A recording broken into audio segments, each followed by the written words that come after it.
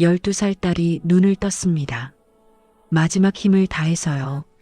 초점 없는 눈동자가 허공을 헤매다가 천천히 아버지를 향했어요. 아이의 입술이 파르르 떨렸습니다.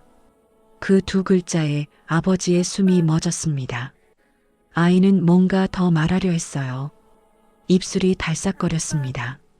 하지만 아버지는 대답하지 못했어요.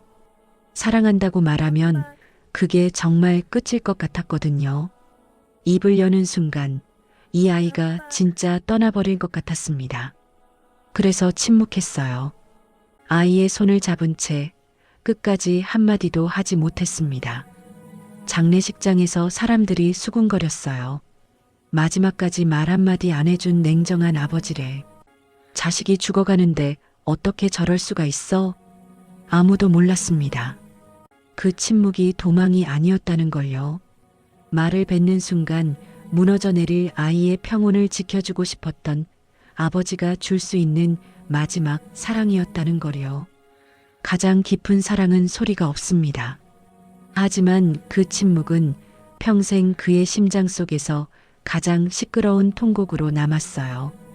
이번 영상에서는 사랑한다는 말 한마디 하지 못한 채 딸을 떠나보낸 아버지의 이야기를 들려드리겠습니다. 지금부터 이야기를 시작하려고 합니다. 사연 시작하기 전에 구독과 좋아요 부탁드립니다. 어디에서 듣고 계신지 댓글과 소중한 의견도 남겨주세요. 항상 응원해주시는 모든 분들께 깊은 감사드립니다. 아이의 식어버린 손등 하나 덮어주지 못할 거라면 내가 그토록 치열하게 버텨온 1분 1초는 다 무엇이었을까? 내 딸이 숨을 몰아쉴 때 나는 돈을 세고 있었습니다. 내가 쌓아 올린 그 모든 성공은 사실 죽어가는 내 아이를 외면하며 구축한 비겁한 제국이었습니다. 사랑한다 말하면 내가 정말 떠날 것 같아서 나는 오늘 세상에서 가장 비겁한 아버지가 되기로 했습니다. 통유리창 너머로 보이는 도시는 내 발밑에 있었습니다.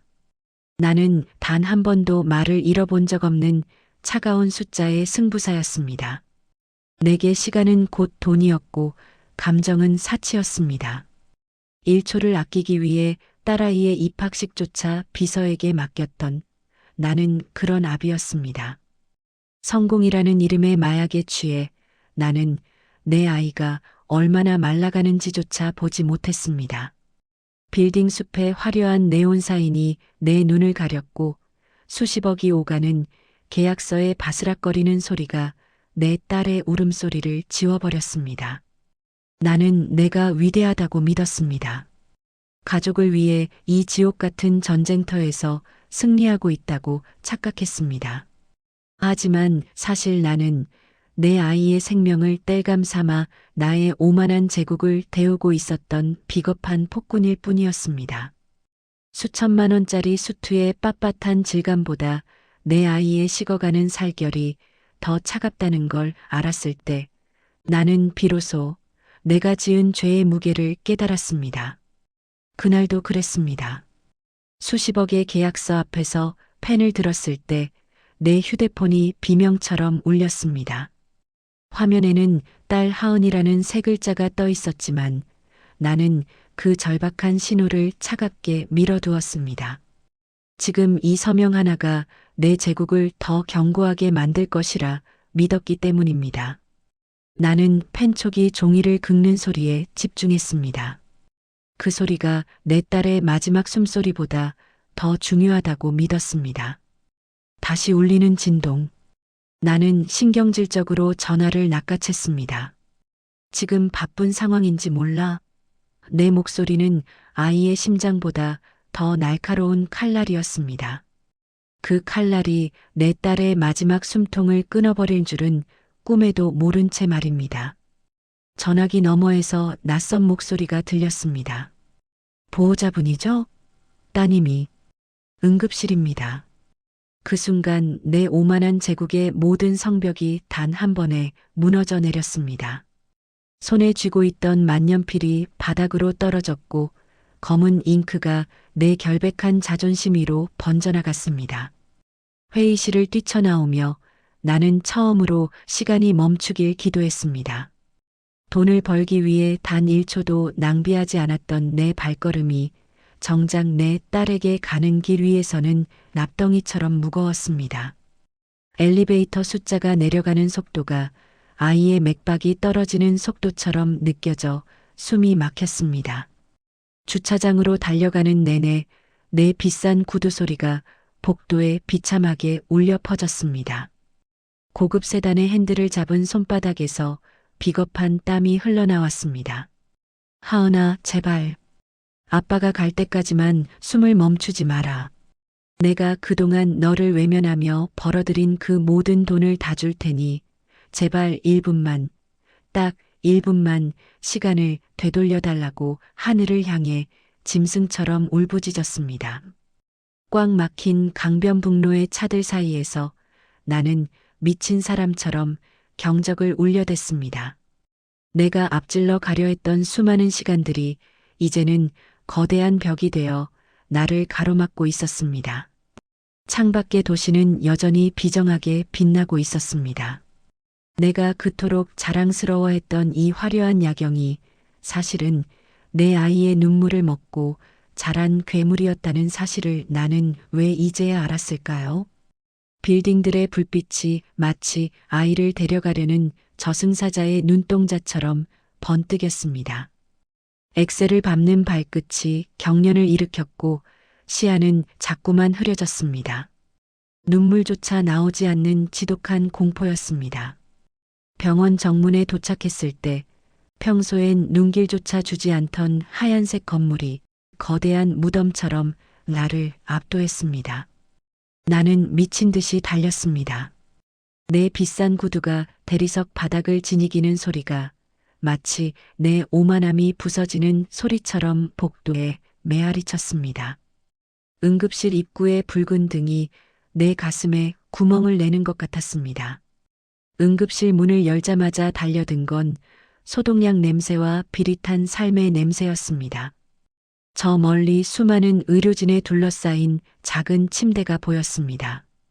그곳에 내 세상이, 내 우주가, 내가 버린 내 아이가 누워 있었습니다. 각종 기계장치에 매달려 간신히 숨을 이어가는 아이의 모습은 너무나 투명하고 위태로웠습니다. 하은아, 아빠가 왔어. 하지만 나는 그 한마디를 참아 뱉지 못했습니다. 내 비정한 성공이 묻은 입술로 너의 투명한 슬픔을 감히 건드릴 수 없었으니까요. 나는 그렇게 침묵이라는 감옥에 스스로를 가두기로 했습니다. 내 오만함이 불러온 이 비극의 끝을 나는 이제 한마디 말도 없이 온몸으로 받아내야만 했습니다. 격리 병실의 문을 여는 순간 세상의 모든 소리가 증발해버렸습니다. 비릿한 소독약 냄새 사이로 들려오는 건 내 심장 소리보다 차가운 기계의 박동뿐이었습니다. 삐삐 규칙적인 그 소리가 마치 내 딸 하은이의 생명을 갉아먹는 초침 소리처럼 들려 나는 귀를 막고 싶었습니다. 침대 위 아이는 너무나 작아져 있었습니다. 내가 수십억의 계약서에 사인을 하며 오만하게 웃던 그 시간 동안 내 딸은 이 좁은 침대 위에서 혼자 죽음을 견뎌내고 있었던 겁니다. 아이의 손을 잡으려다 멈췄습니다. 혹시라도 내 손에 남은 비릿한 돈 냄새가 아이의 마지막 평온을 더럽힐까봐 두려웠습니다. 나는 그저 하은의 손등 위에 내 시선을 올려두기만 했습니다. 그 가느다란 손등 위로 비치는 푸른 정맥이 마치 곧 끊어질 것 같은 생명의 줄기 같아서 나는 숨조차 크게 쉴 수 없었습니다. 그때였습니다. 하은의 눈꺼풀이 파르르 떨리더니 힘겹게 눈을 떴습니다. 초점 없는 눈동자가 허공을 헤매다 나를 향했습니다. 무언가 간절히 듣고 싶어하는 아이의 눈빛. 내 목구멍이 요동쳤습니다. 머릿속에는 수만 가지 말이 폭포처럼 쏟아졌습니다. 하은아, 아빠가 여기 있어. 미안해, 정말 미안해. 무서워하지 마. 하지만 내 입술은 붙어버린 듯 열리지 않았습니다. 지금 내가 입을 열어 사랑한다고 말하면 그건 정말 끝이라는 뜻이겠지. 잘 가라고 말하는 순간 내가 내 손을 놓고 저 너머로 걸어가 버리겠지. 그래서 나는 말을 할 수가 없었습니다. 내가 입을 닫고 있으면 이 잔인한 시간이 영원히 멈춰줄 것만 같았습니다. 나는 차라리 비겁해지기로 했습니다. 하은의 눈을 피하며 고개를 숙였습니다. 아이에게 마지막 작별 인사를 건네는 대신 나는 스스로를 침묵이라는 감옥에 가두었습니다. 마지막까지 참 냉정한 아비네라는 세상의 손가락질을 기꺼이 껴안기로 했습니다. 그날의 내 침묵은 도망이 아니었습니다. 말을 뱉는 순간 무너져 내릴 아이의 평온을 지켜주고 싶었던, 부모로서 남길 수 있었던 내 마지막 존엄이자 지독한 사랑이었습니다. 내 어깨가 들썩이기 시작했습니다. 소리는 없었습니다. 숨을 참을수록 가슴이 타들어갔습니다. 입 밖으로는 꺽꺽거리는 거친 신음만 새어나왔습니다. 그 소리가 고요한 병실을 날카롭게 찢었습니다. 눈물이 손가락 사이로 흘러내려 바닥의 하얀 타일 위로 툭 떨어졌습니다. 그것은 하은이 마지막으로 들은 세상의 유일한 소리였을지도 모릅니다. 가장 깊은 사랑은 소리가 없다는 것을 나는 그 차가운 병실 바닥에서 피눈물을 흘리며 깨닫고 있었습니다. 고막을 찌르는 금속음이 일직선으로 뻗어나갔습니다. 멈추지 않는 그 소리는 이 지상에서 내 딸 하은이의 존재가 지워졌음을 알리는 마지막 통보였습니다. 나는 잡고 있던 아이의 손을 천천히 놓았습니다. 아니, 생명이 빠져나간 손가락 마디마디의 서늘함이 내 뜨거운 손바닥을 밀어냈습니다. 손끝에 남은 마지막 온기가 허공으로 흩어지는 것이 보였습니다. 여러분은 사랑하는 이의 체온이 1도씩 떨어지는 것을 손바닥으로 느껴본 적이 있습니까? 그 냉기가 당신의 온 존재를 얼려버리는 공포를 아십니까? 나는 입술을 꽉 깨물었습니다. 비릿한 피맛이 혀끝에 닿았습니다. 내가 침묵하면 시간이 멈출 줄 알았습니다. 내가 입을 닫고 있으면 죽음이 하은이를 찾아내지 못할 것이라 믿었습니다. 하지만 죽음은 나의 비겁한 침묵을 비웃으며 가장 소중한 것을 가로채 갔습니다. 1초에 수천만 원을 벌어들인다고 오만했던 내 시간은 이제 아무런 가치가 없습니다. 멈춰버린 하은이의 시간 앞에서 내 손목의 시계는 그저 차가운 고철 덩어리에 불과했습니다. 그때였습니다. 10년 전 하은이가 처음 걸음마를 떼던 날의 거실 풍경이 떠오른 건 아이는 위태롭게 서서 나를 향해 작은 손을 뻗었습니다. 하지만 나는 중요한 전화를 받느라 거실 구석으로 몸을 돌렸습니다. 아이가 내 등에 대고 내뱉었을 그 첫 옹알이를 나는 돈의 숫자로 바꿔 먹었습니다.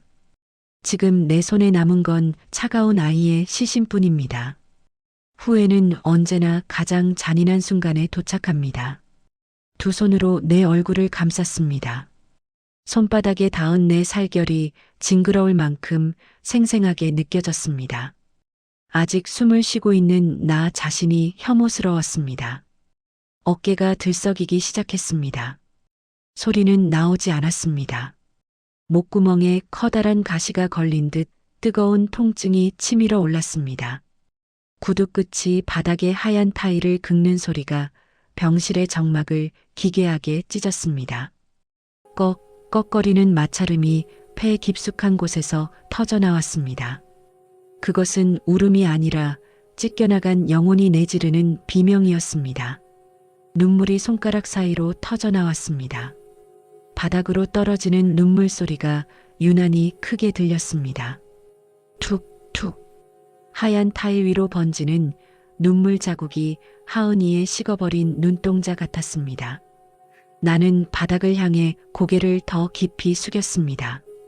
하은이가 마지막으로 본 세상의 소리가 아비의 이 비참한 흐느낌이라는 사실이 나를 질식시켰습니다. 내가 그토록 치열하게 버텨온 1분 1초가 무너져 내린 자리에는 오직 지독한 후회와 침묵만이 남았습니다. 병실을 뛰쳐나왔습니다. 차가운 복도 벽이 나를 밀어내는 것 같았습니다. 아무도 없는 어두운 복도 끝에서 나는 더 이상 버티지 못하고 무너졌습니다. 무릎이 대리석 바닥에 부딪히는 둔탁한 소리가 복도 전체에 메아리 쳤습니다. 나는 차가운 바닥에 이마를 쳐박았습니다. 돌의 냉기가 머릿속까지 파고들었습니다. 비로소 소리가 터져나왔습니다. 그것은 인간의 언어가 아니었습니다. 자식을 잃은 짐승이 산속에서 내지르는 처절한 울부짖음이었습니다. 단어조차 되지 못한 비명이 텅 빈 복도를 타고 흘러갔습니다. 그 소리는 벽에 부딪혀 다시 내 가슴으로 돌아와 박혔습니다. 내 비명이 내 귀를 막아버릴 정도로 커졌을 때 나는 비로소 내가 지은 죄의 크기를 보았습니다. 수천 명의 직원 앞에서도 당당했던 내 목소리가 이제는 짐승의 신음보다 못하게 변해버렸습니다. 여러분은 자신의 목소리가 칼날이 되어 자신의 심장을 도려내는 기분을 아십니까? 나는 그 복도에서 평생을 울어도 씻지 못할 죄인이 되었습니다. 장례식장의 공기는 무겁고 탁했습니다. 진동하는 향 연기가 내 수투에 스며들었습니다. 사람들은 내 주변을 맴돌며 수군거렸습니다. 마지막까지 한마디도 안 해주다니 참 냉정한 아비네. 애가 갈 때 얼마나 외로웠을까. 나는 그 오해를 기꺼이 껴안았습니다. 사람들의 시선은 화살이 되어 내 등에 꽂혔지만 나는 입을 열지 않았습니다. 내 침묵은 도망이 아니었습니다. 그것은 내 비정한 언어들이 하은이의 마지막 평온을 더럽히지 않게 하려는 부모로서 남길 수 있었던 유일한 존엄이었습니다. 하은이의 영정사진 속 웃음은 눈부시게 맑았습니다. 그 맑음이 나를 더 아프게 찔렀습니다. 내가 입을 닫고 견뎌낸 그 시간들이 사실은 하은이를 향한 나의 가장 지독하고도 처절한 사랑이었음을 누구에게 설명할 수 있을까요?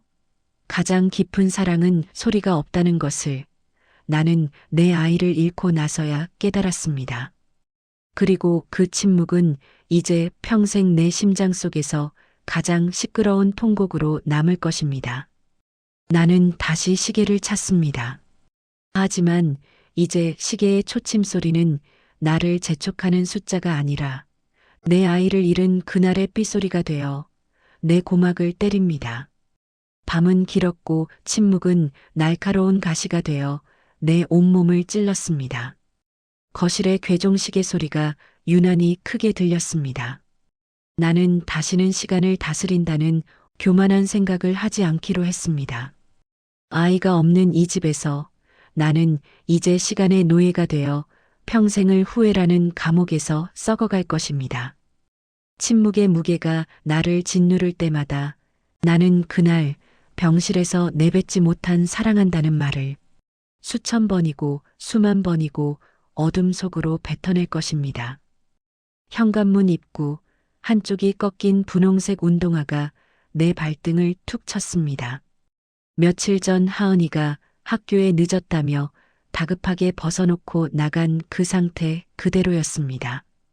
나는 그 신발 앞에 얼어붙었습니다. 손끝에 닿은 운동화의 고무 질감은 아이의 시신만큼이나 비정하게 딱딱했습니다. 신발장 위에 놓인 차키의 금속 광택이 눈을 찔렀습니다. 나는 신발을 고쳐놓지도 못한 채 어둠 속으로 발을 내디뎠습니다. 주방 테이블 위 반쯤 마신 우유 컵이 보였습니다. 컵 테두리에 남은 하얀 자국이 이미 말라비틀어져 있었습니다.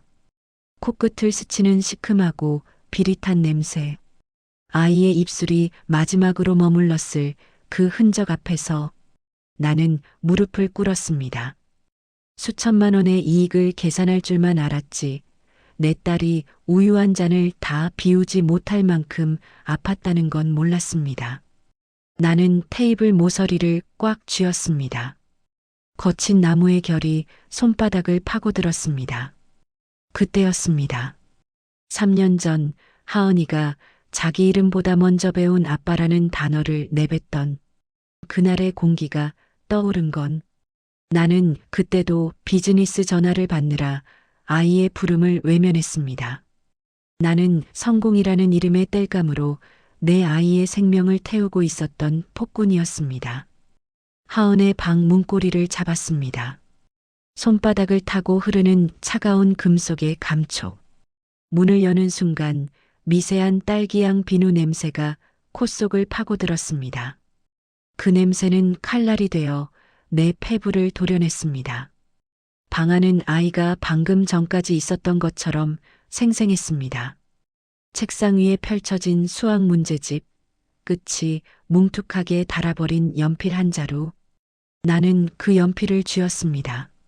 나무의 거친 입자가 손등의 핏줄을 타고 심장까지 전해졌습니다. 연필 끝에 묻은 하은이의 지문이 보이는 것 같아 나는 숨을 멈췄습니다. 책상 구석 쓰다 만 편지 한 장이 놓여 있었습니다. 아빠, 이번 주말에는 꼭. 뒷말은 이어지지 않았습니다. 나는 그 종이를 가슴에 품고 바닥으로 고꾸라졌습니다.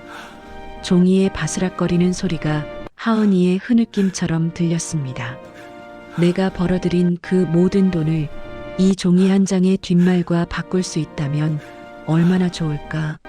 하지만 죽음은 결코 돈으로 거래되지 않는 가장 공정한 거래자였습니다. 나는 아이의 침대 시트에 얼굴을 묻었습니다. 시트에서 느껴지는 면 소재의 부드러움이 오히려 나를 질식시켰습니다. 온기 없는 침대는 거대한 무덤처럼 나를 삼키려 들었습니다. 옷장을 열었습니다. 하은이의 옷들이 작은 새들처럼 빽빽하게 걸려 있었습니다. 나는 그 옷더미 속으로 머리를 쳐박았습니다. 아이의 땀 냄새, 섬유 유연제 냄새, 그리고 그 모든 것들이 뒤섞인 하은이만의 향기가 나를 덮쳤습니다. 나는 옷걸이를 움켜쥐고 짐승처럼 울부짖었습니다. 소리는 나오지 않았습니다.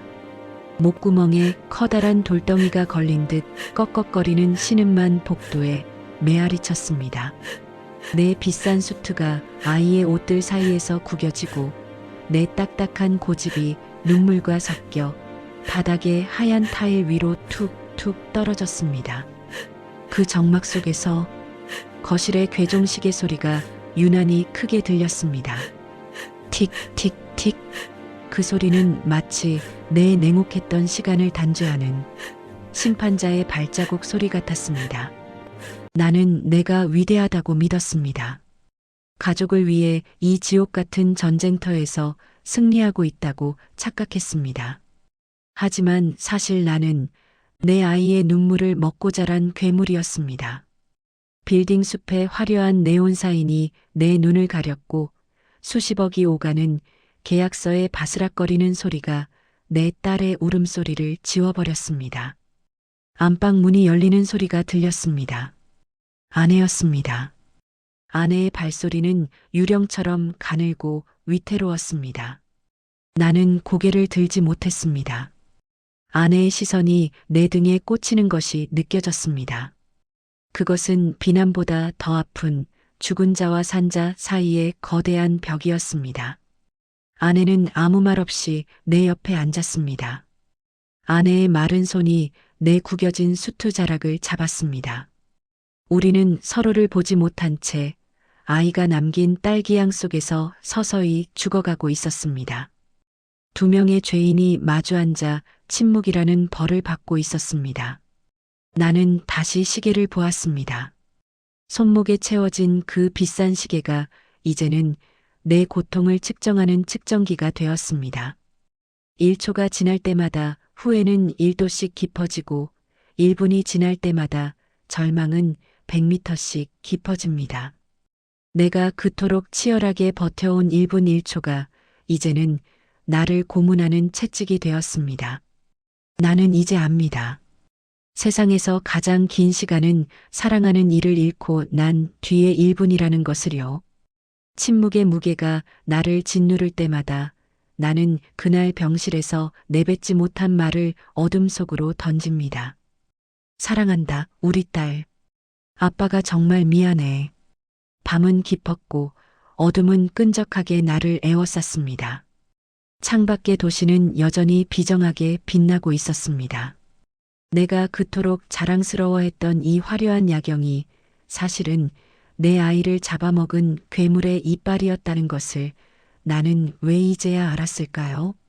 빌딩들의 불빛이 마치 아이를 데려가려는 저승사자의 눈동자처럼 번뜩였습니다. 나는 다시는 시간을 다스린다는 착각을 하지 않기로 했습니다. 아이가 없는 이 집에서 나는 이제 시간의 노예가 되어 평생을 후회라는 감옥에서 썩어갈 것입니다. 여러분, 당신의 손목 위 시계는 지금 무엇을 가리키고 있습니까? 당신이 쫓고 있는 그 성공은 당신 아이의 웃음보다 무겁습니까? 나는 이제 뭉툭하게 닳아버린 하은이의 연필한 자루를 쥐고 남은 생을 살아갈 것입니다. 이 작은 나무 막대기가 내가 쌓아 올린 빌딩보다 훨씬 더 무겁다는 것을 나는 내 아이를 죽이고 나서야 깨달았습니다. 가장 시끄러운 통곡은 소리가 없으며 가장 지독한 형벌은 남겨진 자들의 시간입니다. 나는 이 침묵의 감옥에서 평생 하은이의 이름을 부르며 무너져 내릴 것입니다. 그것이 내가 지을 수 있는 마지막 존엄이자 유일한 속죄이기 때문입니다. 식탁 위에 놓인 찻잔에서 김이 오르지 않았습니다. 차갑게 식어버린 찬물 위로 얇은 기름막이 떠 있었습니다. 나는 그 검은 수면을 멍하니 내려다보았습니다. 등 뒤에서 서늘한 기운이 느껴졌습니다. 아내의 그림자가 내 발등 위로 길게 늘어졌습니다. 아내의 숨소리는 젖은 수건처럼 무겁고 축축했습니다. 나는 고개를 돌리지 않았습니다. 아내의 시선이 내 구부정한 어깨에 화살처럼 꽂히는 것이 느껴졌습니다. 목구멍에서 쓴물이 올라왔습니다. 아내가 내 옆에 앉았습니다. 의자가 바닥을 긁는 소리가 비명처럼 들렸습니다.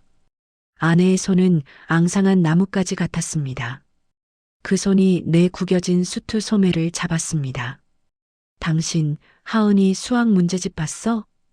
아내의 목소리는 갈라진 논바닥처럼 메말라 있었습니다. 나는 대답 대신 식은 찻잔만 꽉 쥐었습니다. 손가락 끝이 하얗게 질렸습니다. 그때였습니다. 1년 전 하은이가 유난히 배가 아프다며 내 서재 문을 두드렸던 그 밤이 떠오른 건 나는 중요한 화상회의 중이라며 아이를 돌려보냈습니다. 그때 아이가 붙잡고 있던 배가 실은 죽음이 자라나던 자리였다는 것을 나는 왜 몰랐을까요? 나는 홀린 듯 하은의 방으로 다시 향했습니다. 책상 위에 놓인 수학 문제집, 6학년 1학기, 비와 비율. 아이가 끝내 답을 적지 못했던 그 주관식 문제 위로 먼지가 앉아 있었습니다. 나는 문제집을 거칠게 뒤집었습니다. 문제집 뒷면 두꺼운 표지 사이에 숨겨진 얇은 수첩 하나가 바닥으로 떨어졌습니다. 툭! 그 소리는 내 오만한 제국이 무너지는 마지막 붕괴음이었습니다. 수첩의 가죽 표지는 아이의 손때로 반질거렸습니다. 코끝을 찌르는 낡은 종이 냄새와 딸기향이 뒤섞여 나를 덮쳤습니다. 수첩의 첫 장을 넘겼습니다. 아이의 비뚤비뚤한 글씨가 내 심장을 도려내기 시작했습니다. 오늘은 아빠가 화를 냈다. 내가 아픈 걸 말하면 아빠의 숫자들이 망가질까봐 무섭다. 글자 위로 번진 잉크 자국. 그것은 하은이가 혼자 삼켜낸 눈물의 흔적이었습니다. 나는 숨을 쉴 수 없었습니다. 폐 깊숙한 곳이 불에 타는 듯한 통증이 밀려왔습니다. 나는 수첩을 쥔 손을 떨며 침대에 주저앉았습니다. 아이는 알고 있었습니다. 자신의 시간이 얼마 남지 않았다는 것을, 그리고 그 시간을 아빠의 성공을 위해 숨겨야 한다는 것까지도. 하은이는 당신이 자랑스러워하는 그 얼굴을 지켜주고 싶어 했어. 아내의 목소리가 등 뒤에서 들려왔습니다. 아내의 음성은 이제 칼날이 되어 내 척추를 타고 내려왔습니다. 나는 수첩의 다음 장을 넘길 용기가 나지 않았습니다. 하지만 내 손가락은 멈추지 않았습니다. 아빠 시계 소리가 들린다. 틱틱. 아빠는 저 소리를 좋아하지만 나는 저 소리가 나를 데려가려는 소리 같아서 무섭다. 그래도 아빠가 웃으면 나도 좋다. 나는 비명조차 지르지 못했습니다. 입술이 파르르 떨리고 눈앞이 하얗게 번졌습니다. 내가 그토록 치열하게 쫓았던 그 숫자들이 내 딸에게는 죽음의 카운트다운이었다는 사실이 나를 짐승으로 만들었습니다. 대리석의 냉기가 이마를 때렸습니다. 나는 소리 없이 입을 벌렸습니다. 꺽꺽거리는 신음조차 공기 중으로 흩어지지 못하고 내 목구멍 안에 갇혔습니다. 아내가 내 어깨를 흔들었습니다. 아내의 눈물 한 방울이 내 손등 위로 떨어졌습니다. 그 뜨거운 온기에 나는 비로소 폭발했습니다. 내가 죽인 거야. 내가 하은이를 죽였어. 내 목소리는 인간의 것이 아니었습니다. 그것은 부서진 기계가 내는 소음 같았습니다. 아내는 나를 껴안았습니다.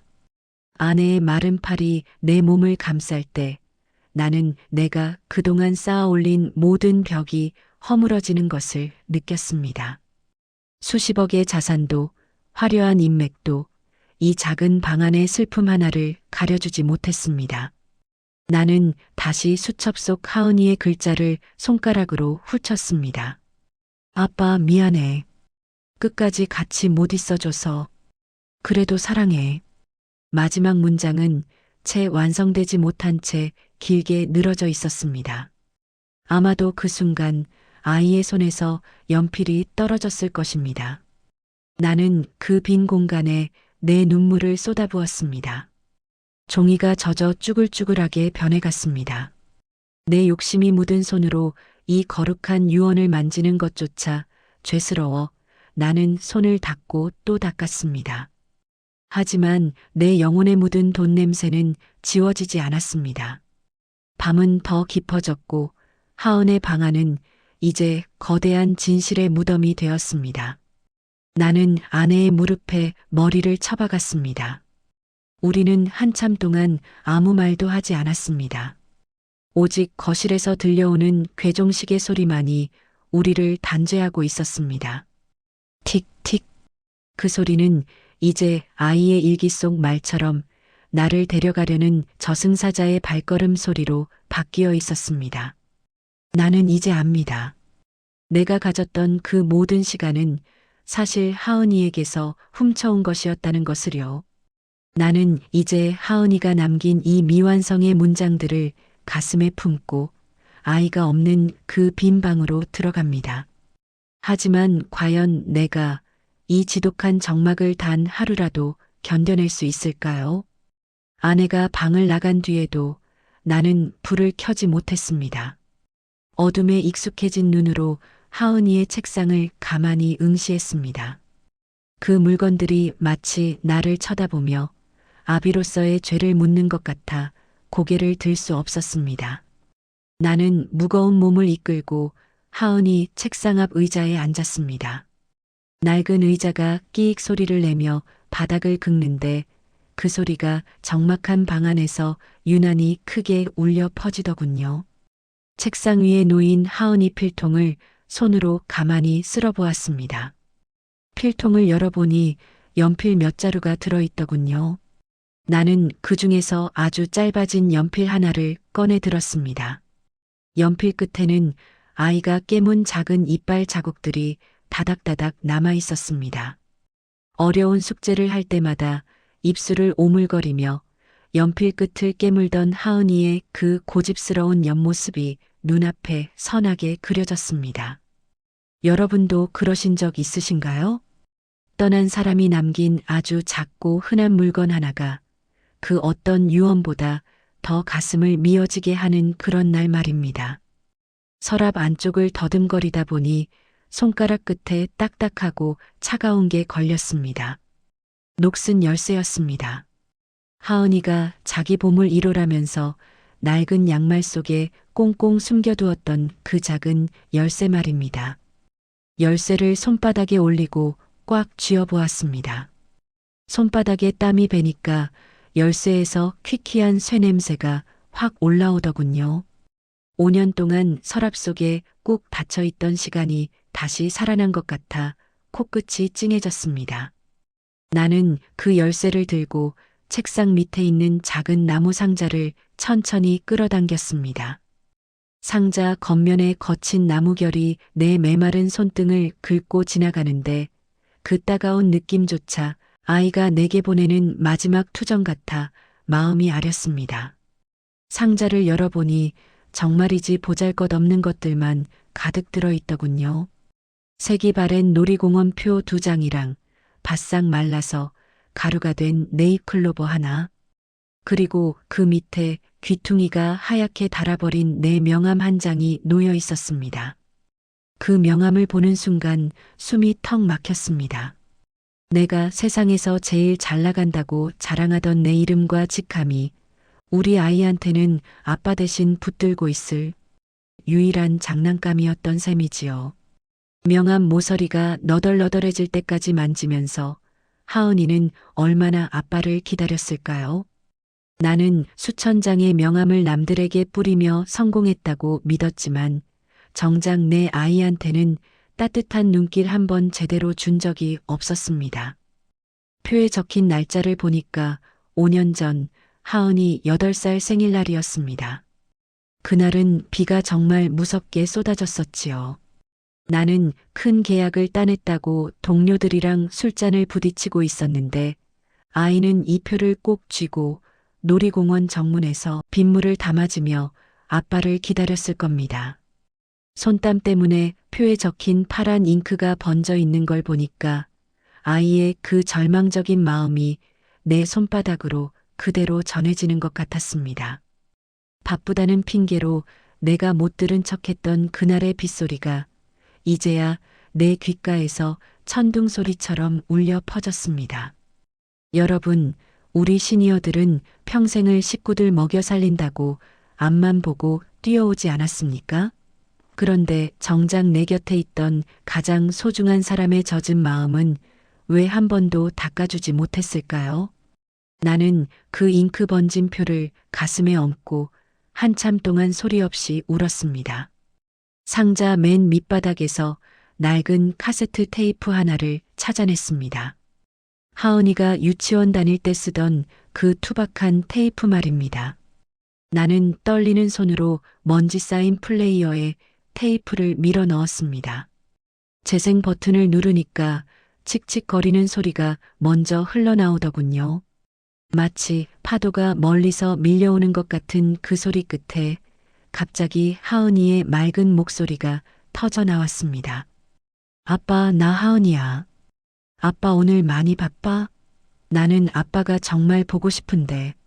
아이의 목소리는 너무나 맑고 깨끗해서 내 때 묻은 영혼을 단칼에 베어버리는 것 같았습니다. 나는 차마 끄지 못하고 방바닥에 주저앉아 그 목소리를 듣고 또 들었습니다.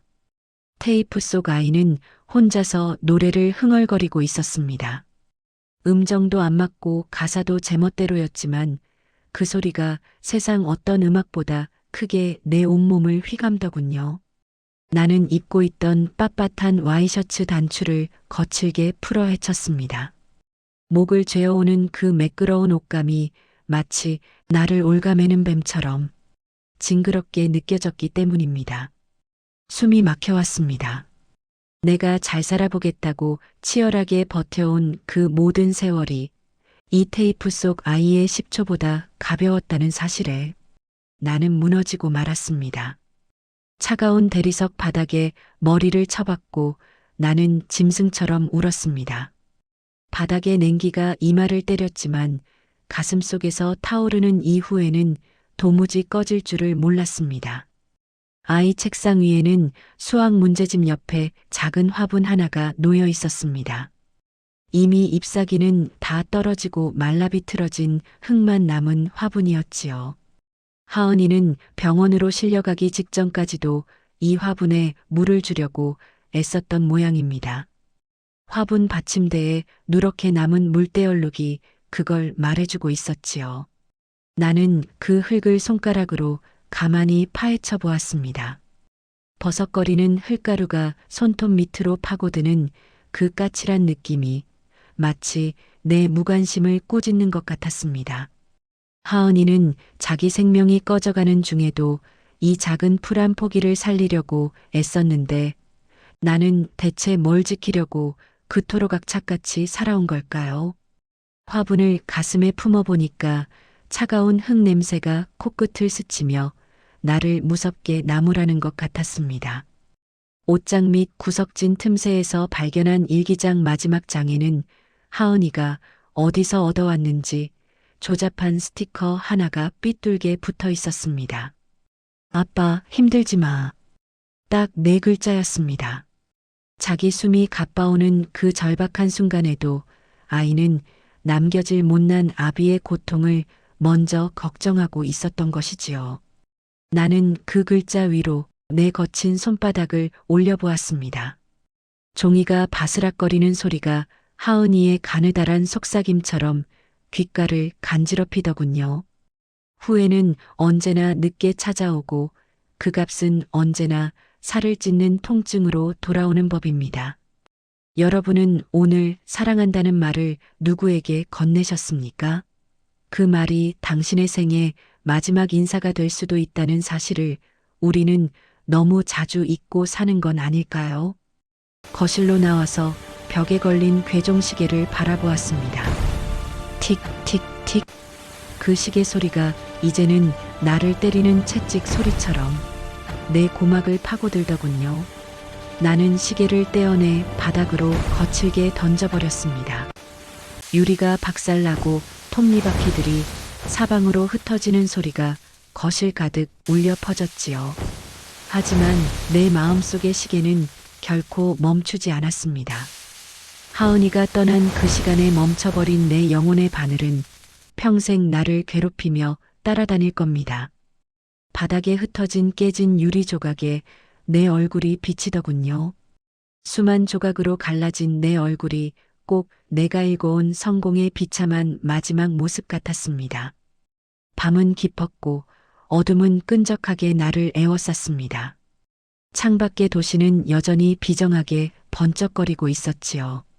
내가 그토록 자랑스러워했던 이 화려한 야경이 사실은 내 아이를 잡아먹은 괴물의 이빨이었다는 것을 나는 이제야 알았습니다. 높은 빌딩들의 불빛이 마치 아이를 데려가려는 저승사자의 눈동자처럼 보였습니다. 나는 이제 다시는 시간을 내 마음대로 부릴 수 있다는 교만한 생각을 하지 않기로 했습니다. 아이가 남긴 이 보잘것없는 상자 하나가 내가 읽어온 빌딩들보다 훨씬 무겁다는 것을 나는 소중한 걸 잃고 나서야 깨달았습니다. 가장 시끄러운 울음은 소리가 없는 법이고 가장 무거운 벌은 홀로 남겨진 시간입니다. 나는 이제 하은이가 남긴 그 깊은 정적 속으로 무거운 죄책감을 등에 지고 걸어 들어갑니다. 내 손목에 묶인 저 시계가 오늘따라 참으로 징그럽습니다. 어제 내가 그토록 소리를 지르며 박살을 냈는데도 내 귀에는 여전히 저놈의 째깍거리는 소리가 환청처럼 들려옵니다. 세상 사람들에겐 저 소리가 성실한 인생의 증거겠지만 자식을 묻은 나 같은 죄인에겐 내 아이를 기억 저편으로 한 뼘씩 더 밀어내는 무거운 가위질 소리일 뿐입니다. 시간이 약이라는 그 비겁한 말들, 이제는 믿지 않습니다. 나에게 시간은 약이 아니라 내 아이와의 추억을 하나씩 지워가는 날카로운 칼날과 다르지 않기 때문입니다. 나는 이제 이 기만적인 세상의 시간 밖으로 조용히 걸어나가려 합니다. 아니, 하은이의 숨소리가 멈춰버린 그 고요한 방구석으로 기어들어간다는 표현이 더 맞겠습니다. 내 손톱이 다 뒤집어져서 피가 맺혀도 좋으니 그 아이가 마지막까지 머물렀던 그 정적의 끝을 붙잡고 절대로 놓지 않을 작정입니다. 거실 소파 끝에 힘없이 앉아 내 빈 손바닥을 한참이나 내려다보았습니다. 하은이의 그 작은 유골함을 가슴에 안았을 때 느꼈던 그 서늘한 기운이 아직도 내 손가락 마디마디에 문신처럼 박혀 있는 것 같습니다. 그 항아리는 참으로 가벼웠습니다. 마트에서 파는 작은 설탕 한 봉지보다도 가벼웠던 그 한 줌의 가루가 어쩌면 그렇게 내 남은 삶을 무겁게 짓누르는지 모르겠습니다. 내가 성공하겠다고 앞만 보고 달리며 지어 올린 저 높은 빌딩들보다 내 아이의 마지막 가루가 담긴 그 작은 항아리가 수만 배는 더 무거웠습니다. 나는 그 가벼운 항아리 하나를 이기지 못해 그 자리에 주저앉아 한참을 무너져 내렸습니다. 창밖의 도심 불빛들은 여전히 저렇게 화려하게 반짝입니다. 예전에는 저 불빛들이 다 내 돈이고 내 권세인 줄 알고 살았는데 이제는 그 빛들이 나를 비웃는 차가운 눈총으로만 보입니다. 나는 조용히 커튼을 쳐서 그 화려함을 방 밖으로 밀어냅니다. 방 안으로 눅눅한 어둠이 쏟아져 들어오면 그 컴컴한 정적 속에서 자꾸만 하은이 목소리가 들려옵니다. 아빠, 나 여기 있어. 환청이라는 걸 알면서도 나는 차가운 벽에 머리를 기대고 가만히 눈을 감습니다. 벽지의 거친 느낌이 이마에 닿을 때마다 그게 꼭 아이의 작은 손바닥 같아서 목이 메어옵니다. 그럴 때면 2년 전 어느 밤이 떠올라 내 심장을 후벼 팝니다. 하은이가 내 소매를 꼭 붙잡으면서 별을 보러 가자고 조르던 그 밤 말입니다. 나는 그때 서류 몇 장 더 보는 게 세상에서 제일 중요해서 피곤하다는 핑계로 아이의 손을 매정하게 뿌리쳤습니다. 아빠 바쁘니까 다음에 가자. 그때 내가 무심코 내뱉은 그 다음이라는 말이 이제는 절대로 닿을 수 없는 벼랑 끝이 되어 돌아왔습니다. 그때 내가 뿌리쳤던 그 작은 손의 온기가 아직도 내 소매 끝에 축축하게 남아있는 것 같아 나는 내 손등을 자꾸만 깨물며 울음을 참습니다. 성공을 위해 앞만 보고 달리느라 내 아이의 소박한 꿈 하나 품어주지 못했던 못난 아비라는 사실이 날카로운 가시가 되어 내 심장을 찔러댑니다. 주방 식탁 앞에 앉아보니 아내가 차려놓은 숟가락과 젓가락이 나란히 놓여 있습니다. 그 차가운 은색 금속들이 번쩍거리는 게 왠지 모르게 내 마음을 시리게 합니다. 젓가락을 들었다가 다시 식탁 위에 내려놓는데 챙그랑하는 그 작은 소리가 텅 빈 집안을 무겁게 울립니다. 바닥에 주저앉아 그 젓가락을 다시 줍는데 하은이가 서툰 솜씨로 반찬을 내 밥 위에 올려주던 그 소박한 순간들이 생각나 눈앞이 흐려집니다. 아빠, 이거 맛있어. 먹어봐. 하던 그 맑은 목소리가 귓가에 쟁쟁한데 내 앞에는 이제 텅 빈 의자만 덩그러니 놓여 있습니다. 이 텅 빈 자리는 내 영혼을 통째로 집어삼키는 검은 구멍 같습니다. 후회라는 것은 참으로 고약해서 우리가 매일 쓰는 물건들을 타고 예고 없이 찾아와 숨통을 조입니다. 나는 이제 밥 한 술 넘기는 것조차 죄스러운 기분이 듭니다. 내 아이는 이제 차가운 땅 속에서 아무것도 먹지 못하는데 애비라는 사람이 배가 고파 음식을 찾는다는 게 너무도 미안해서 목구멍이 꽉 막혀버립니다. 아이의 서랍장 위에는 하은이가 유치원 때 고사리 손으로 빚어온 찰흙 조각 하나가 놓여 있습니다. 아빠 얼굴이라며 만든 것인데 눈, 코, 입도 제대로 없는 그냥 둥글넓적한 흙덩어리일 뿐입니다. 나는 그 투박한 덩어리를 내 거친 손등 위에 조심스럽게 올려보았습니다. 다 말라비틀어진 흙가루가 살갗을 까칠하게 긁어댑니다.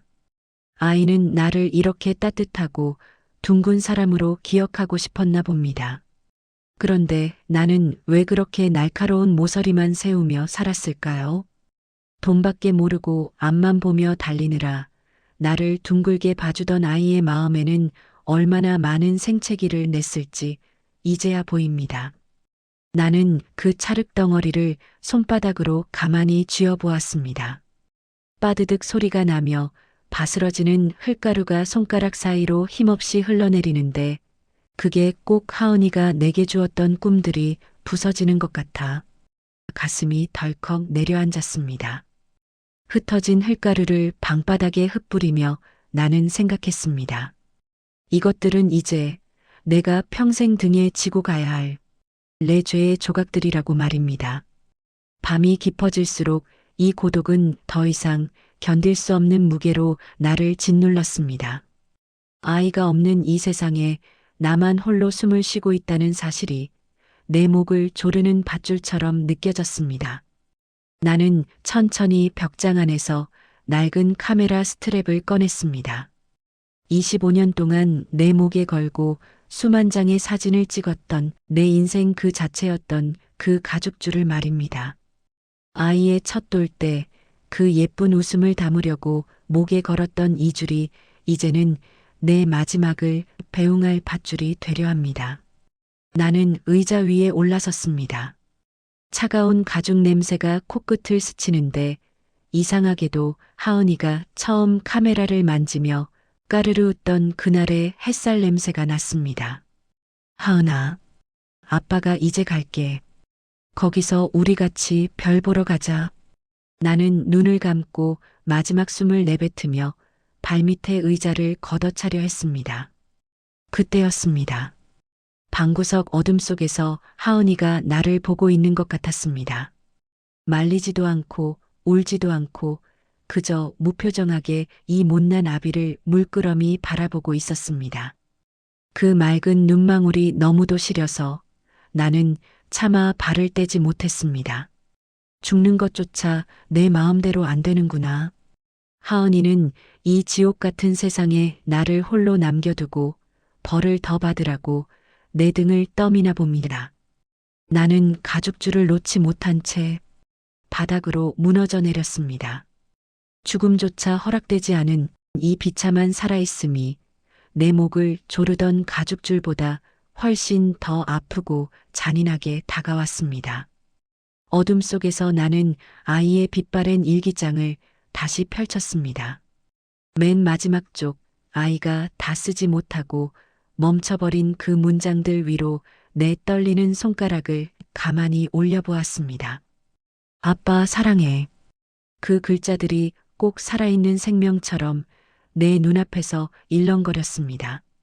나는 그 글자들을 손등으로 가만히 쓸어보았습니다. 거친 종이의 질감과 말라버린 잉크 냄새가 코끝을 스치는데 그게 꼭 아이가 남긴 마지막 사랑의 향기인 것 같아 눈물이 멈추지 않았습니다.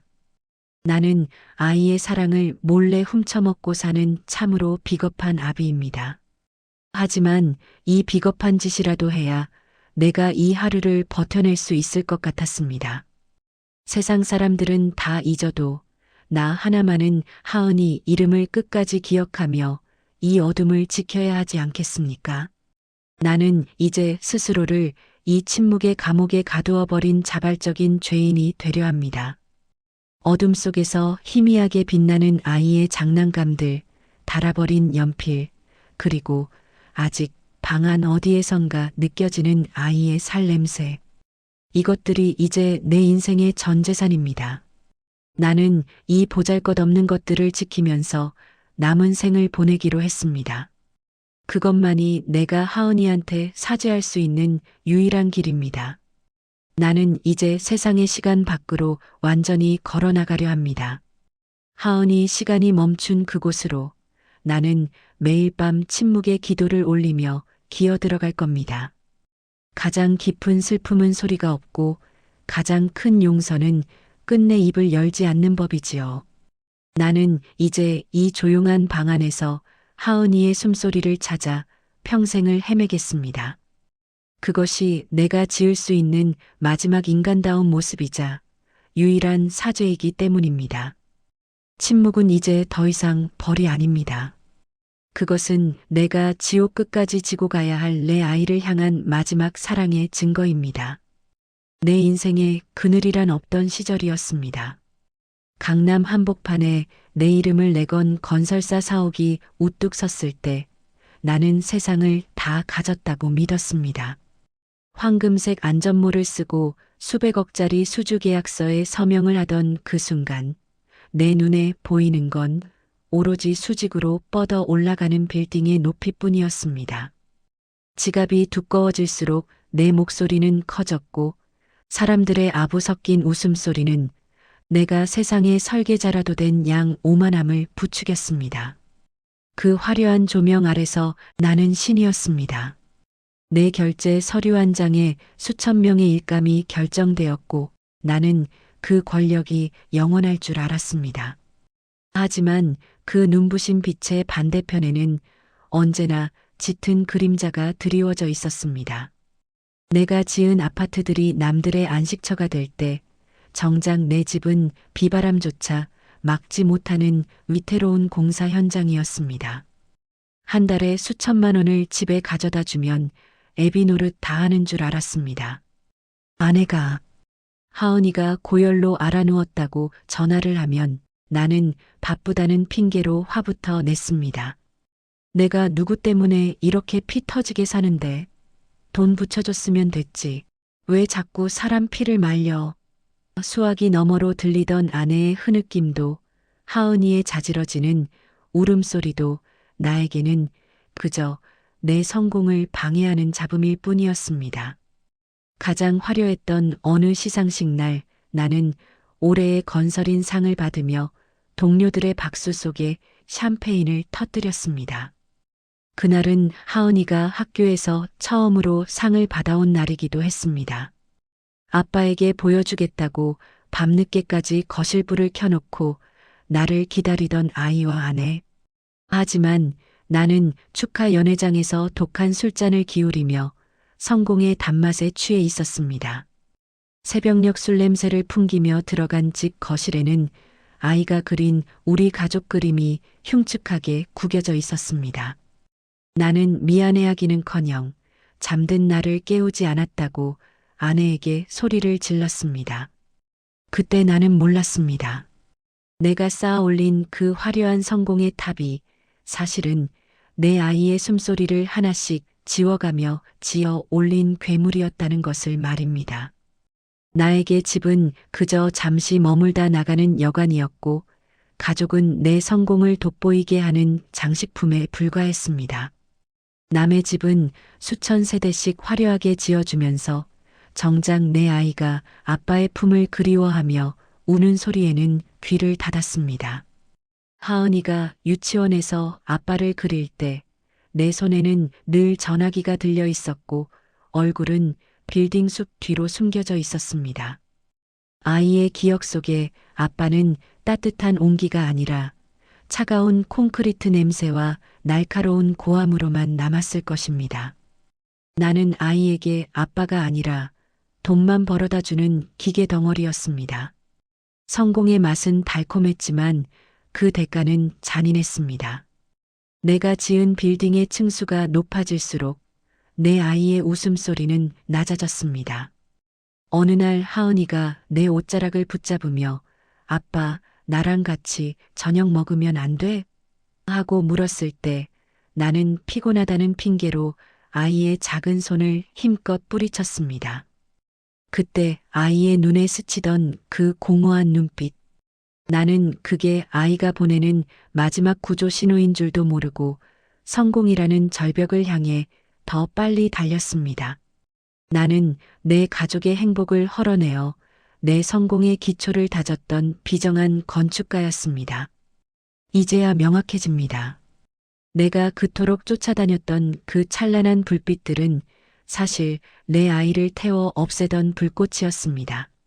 세상 사람들은 여전히 나를 부러워하며 내 성공을 말하겠지만 나는 이제 그 추악한 진실을 압니다. 내가 가진 이 모든 화려한 것들은 사실 내 소중한 딸의 목숨과 맞바꾼 비릿한 전리품이라는 것을 말입니다. 수천억짜리 공사 수주와 하은이의 마지막 숨결. 나는 그 무서운 저울질에서 비겁하게도 전자를 택했던 파렴치한 인간이었습니다. 빌딩 숲 사이로 부는 바람 소리가 이제는 아이의 비명처럼 들려옵니다. 내가 지어 올린 저 높은 건물들이 이제는 나를 가두는 거대한 묘비가 되어 나를 짓누릅니다. 성공이라는 허울 좋은 이름 아래 내가 저지른 일은 결국 내 자식의 생명을 땔감 삼아 내 명성을 태운 것뿐이었습니다. 빛이 밝을수록 그림자는 더 짙게 드리워진다는 평범한 진리를 나는 왜 아이를 땅에 묻고 나서야 이토록 시리게 깨닫는 것일까요? 침묵은 이제 내게 벌이 아닙니다. 그것은 성공과 목숨을 맞바꾼 비정한 아비에게 내려진 영원히 지워지지 않을 주홍 글씨입니다. 아침은 예외 없이 밝아오고 내가 지은 저 빌딩들의 유리창은 눈부신 햇살을 반사하며 도심의 영광을 노래합니다. 사람들은 저 건물을 보며 성공의 상징이라 말하지만 나에게 저것들은 거대한 묘비석에 불과합니다. 수천억의 공사비를 쏟아붓고 수만 톤의 시멘트를 이겨서 쌓아 올린 저 단단한 성벽들이 정작 내 아이의 작은 숨결 하나 지켜주지 못했다는 사실이 이제는 우습기까지 합니다. 나는 평생 안전한 집을 짓겠다고 호언장담하며 세상을 속였습니다. 정작 내 집의 대들보가 썩어 문드러지는 줄도 모른 채 남의 집 지붕만 화려하게 덧칠하던 가짜 설계자가 바로 나였습니다. 내 통장에 찍힌 그 수많은 숫자들은 이제 아무런 의미도 없는 죽은 기호들입니다. 그 숫자들이 늘어날 때마다 하은이의 웃음소리는 비례해서 줄어들었습니다. 돈이면 다 되는 줄 알았고 돈이 곧 사랑인 줄 알았던 나의 천박한 계산법이 결국 내 아이의 목숨을 성공이라는 항목과 맞바꾼 것입니다. 나는 비즈니스를 한 것이 아니라 내 자식을 담보로 악마와 거래를 했던 셈입니다. 그 거래의 결과로 나는 이 화려한 사막의 왕이 되었고 하은이는 차가운 땅속으로 퇴장했습니다. 이 얼마나 명확하고도 잔인한 등가교환입니까? 거실에 놓인 이 값비싼 수입 가구들, 이름난 화가의 그림들. 이 모든 것들이 이제는 나를 비웃는 구경꾼들 같습니다. 이것들을 사들이기 위해 나는 하은이와 별을 보러 가기로 했던 약속을 어겼고 아이의 졸업식 대신 건설업자들의 술자리를 택했습니다. 내가 손에 넣은 이 화려한 전리품들은 사실 내 아이의 외로움을 박제해서 만든 것들입니다. 나는 하은이의 눈물을 잉크 삼아 내 성공의 계약서에 서명했습니다. 빛이 밝을수록 그림자는 짙어진다는 그 당연한 이치를 나는 왜 내 인생의 모든 전구를 다 켜고 나서야 깨닫게 된 것일까요? 이제 내 주변엔 아무도 남지 않았습니다. 성공의 냄새를 맡고 파리떼처럼 몰려들던 그 수많은 동료와 지인들은 내가 무너지기 시작하자마자 약속이라도 한 듯 프레임 밖으로 사라졌습니다. 그들이 원한 건 나의 인간성이 아니라 내가 가진 콘크리트 왕국의 지분이었으니까요. 결국 나는 내가 지은 이 거대한 성 안에 홀로 갇힌 수감자가 되었습니다. 남들을 가두기 위해 세운 벽인 줄 알았는데 알고 보니 나를 세상으로부터 격리하기 위해 내가 평생을 바쳐 쌓아 올린 담장이었습니다. 서재 창가에 서서 내려다보는 도시는 여전히 바쁩니다. 저 아래 움직이는 수천 대의 자동차 중 하나에 몸을 싣고 나 역시 미친 듯이 질주하던 때가 있었습니다. 남들보다 한 층이라도 더 높게, 남들보다 한 평이라도 더 넓게 그 허망한 수치에 목숨을 걸었던 시절 말입니다. 그때의 나는 내가 승리자인 줄 알았습니다. 하지만 지금 이 고요한 폐허에서 보니 나는 그저 자식을 땔감 삼아 내 명성을 태운 파렴치한 방화범에 불과했습니다. 성공이라는 이름의 거대한 불길이 꺼지고 남은 건 아무것도 지을 수 없는 시커먼 재뿐입니다. 이제 침묵은 나에게 형벌이 아니라 내가 선택한 유일한 언어입니다. 무슨 말을 더 할 수 있겠습니까? 성공과 목숨을 맞바꾼 거래에서 나는 이미 가장 비싼 값을 치렀고 그 결과로 이 지옥 같은 살아있음을 얻었습니다. 사람들은 시간이 흐르면 상처가 아문다고 말하지만 그건 자식을 팔아 성공을 산 인간에게는 해당되지 않는 말입니다. 나에게 시간은 치유가 아니라 내가 저지른 그 비정한 선택을 매일 아침 생생하게 확인시켜주는 잔인한 고문관입니다. 나는 이 무너진 제국의 마지막 왕으로 남을 것입니다. 하은이가 남긴 그 텅 빈 공간을 지키며 내가 지은 저 빌딩들이 하나둘씩 무너져 내리는 환영을 응시할 것입니다.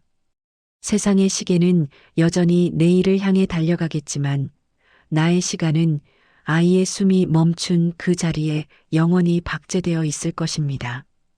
빛은 사라졌고 이제 남은 건 그 빛이 남긴 길고 검은 그림자뿐입니다. 나는 그 그림자 속으로 기어들어가 내가 지은 죄의 무게를 견디며 소리 없이 썩어갈 것입니다. 이것이 성공이라는 이름으로 가족을 외면했던 한 남자가 맞이해야 할 가장 완벽하고도 차가운 결말입니다. 나는 오늘 내 인생의 마지막 철거 공사를 시작하려 합니다. 평생 남의 집을 부수고 그 위에 화려한 성을 쌓아 올리는 것만이 승리자의 길이라 믿었습니다. 하지만 이제야 보입니다. 내가 쌓아 올린 그 견고한 빌딩들은 사실 내 영혼을 갉아먹는 암덩어리였고 내 아이의 숨통을 조였던 가해자의 둔기였다는 것을 말입니다. 나는 이 화려한 수에 같은 정장을 벗어 던졌습니다. 수천억을 주무르던 결제 직인도 비겁한 성공의 징표였던 황금색 안전모도 쓰레기통에 처박았습니다. 이 모든 것들이 이제는 나를 비웃는 고철 덩어리에 불과합니다. 나는 아무도 모르게 도시를 빠져나왔습니다. 내가 처음 사업을 시작했던 이제는 기억하느니 조차 없는 황량한 변두리에 폐건물 부지로 향했습니다. 잡초만 무성하고 콘크리트 뼈대만 앙상하게 남은 이곳이 바로 내 제국의 시발점이자 마지막 종착지입니다. 이곳에는 성공의 환호도 아첨하는 술잔 소리도 없습니다. 오로지 녹슨 철근 사이로 부는 칼바람 소리와 내가 그토록 외면했던 하은이의 침묵만이 가득합니다. 나는 먼지투성이 바닥에 주저앉았습니다. 값비싼 가죽 소파보다 이 차가운 시멘트 바닥이 훨씬 더 내 죄의 무게에 어울리는 자리였습니다. 이제 더 이상 설계도를 그리지 않습니다. 지어 올릴 것이 없는데 도면이 무슨 소용이겠습니까? 나는 내가 가진 모든 설계도를 불태웠습니다. 화려한 조감도 속의 가짜 파라다이스들이 불길 속에서 재가 되어 흩어지는 것을 보며 나는 비로소 묘한 해방감을 느꼈습니다. 세상은 여전히 더 높게, 더 넓게를 외치며 질주하겠지만 나의 공사판은 여기서 멈췄습니다. 나는 이제 누구의 집도 짓지 않을 것이며 누구의 인생도 설계하지 않을 것입니다. 오로지 하은이가 남긴 그 거대한 정적 속에 나 자신을 매몰시키는 일, 그것만이 내가 남은 생을 보내야 할 유일한 현장입니다. 사람들은 나를 보고 미쳤다고 하겠지요. 수천억 재산을 두고 폐허로 기어들어간 정신 나간 노인네라 비웃겠지요. 하지만 괜찮습니다. 그들에게는 성공이 종교겠지만 나에게 성공은 내 자식을 제물로 바친 추악한 범죄일 뿐입니다. 나는 이 폐허 속에서 세상의 모든 소음으로부터 나를 삭제해 나갈 것입니다. 빛이 완전히 사라진 이곳에서 나는 내가 평생 외면했던 그 짙은 그림자 속으로 깊숙이 침잠하려 합니다. 침묵은 이제 선택이 아니라 내가 도달해야 할 최종적인 설계도입니다. 폐건물의 천장에서 떨어지는 물방울 소리가 규칙적으로 들립니다. 째깍거리던 그 혐오스러운 시계 소리와는 다릅니다. 그것은 시간이 흐르는 소리가 아니라 내 죄가 한 방울씩 씻겨 내려가는 소리이자 내가 죽음보다 깊은 정적으로 녹아 들어가는 신호입니다. 나는 이제 말이 아닌 침묵으로 하은이와 대화합니다. 아이가 아빠라고 부르던 그 짧은 순간을 지키지 못한 죗값으로 나는 영원히 입을 닫기로 했습니다. 혀는 굳어가고 목소리는 먼지처럼 탁해지겠지만 상관없습니다. 침묵이야말로 하은이의 세계에 접속할 수 있는 유일한 주파수이기 때문입니다. 바람이 불 때마다 폐건물의 콘크리트 가루가 눈처럼 내립니다. 나는 그 가루를 온몸으로 맞으며 가만히 서 있습니다. 내가 지은 저 화려한 빌딩들도 언젠가는 이렇게 가루가 되어 사라지겠지요. 영원한 것은 아무것도 없습니다. 내가 그토록 집착했던 부와 명예도 결국은 이 한 줌의 먼지보다 가벼운 것이었습니다. 나는 내 몸이 이 폐허의 일부가 되어가는 것을 느낍니다. 피부는 거칠게 갈라지고 심장 박동은 느려지며 나는 서서히 인간의 형상을 잃어가는 무생물이 되어갑니다. 이제 구원은 없습니다. 용서 또한 바라지 않습니다. 용서는 살아남은 자들이 자기 위안을 위해 만든 비겁한 단어일 뿐입니다.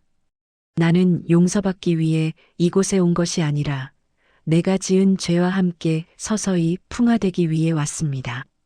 하은이가 차가운 땅 속에서 겪었을 그 외로움과 고독을 나는 이 폐허의 침묵 속에서 똑같이 겪어낼 것입니다. 이것이 성공이라는 이름으로 가족을 외면했던 한 남자가 치러야 할 가장 공평하고도 잔인한 형벌입니다. 세상의 불빛들이 저 멀리서 아른거립니다. 하지만 나에겐 이제 저 불빛들이 닿지 않습니다. 나는 이미 다른 세계의 주민이 되었습니다. 소리도 없고 욕망도 없으며 오로지 아이의 부재만이 꽉 들어찬 절대적인 정적의 세계. 나는 그곳에서 하은이의 환영을 찾지 않습니다.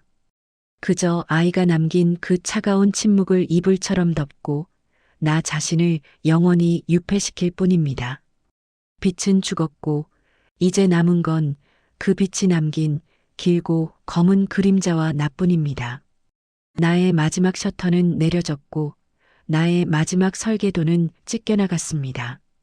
이제 남은 건 풍화되는 콘크리트와 그 틈새로 돋아나는 이름 없는 풀떼기들 뿐입니다. 나는 그 정적 속에 섞여 들어가 누구에게도 기억되지 않는 먼지가 될 것입니다. 그것이 내가 하은이에게 줄 수 있는 유일한 사죄이자 내가 지을 수 있는 마지막 인간다운 무덤입니다. 침묵은 이제 벌이 아닙니다. 그것은 내가 지옥 끝까지 지고 가야 할 내 아이를 향한 마지막 사랑의 증거이자 영원히 깨지지 않을 나의 마침표입니다. 오늘 준비한 사연은 여기까지입니다. 작가로서 그리고 한 사람의 사진가로서 여러분의 삶이 숫자가 아닌 따뜻한 온기로 가득 차기를 진심으로 응원합니다. 이야기가 가슴에 닿으셨다면 구독과 좋아요로 함께 해주세요. 저는 다음에도 마음을 울리는 깊은 사연으로 다시 찾아뵙겠습니다. 시청해주셔서 감사합니다. 추억의 스케치였습니다.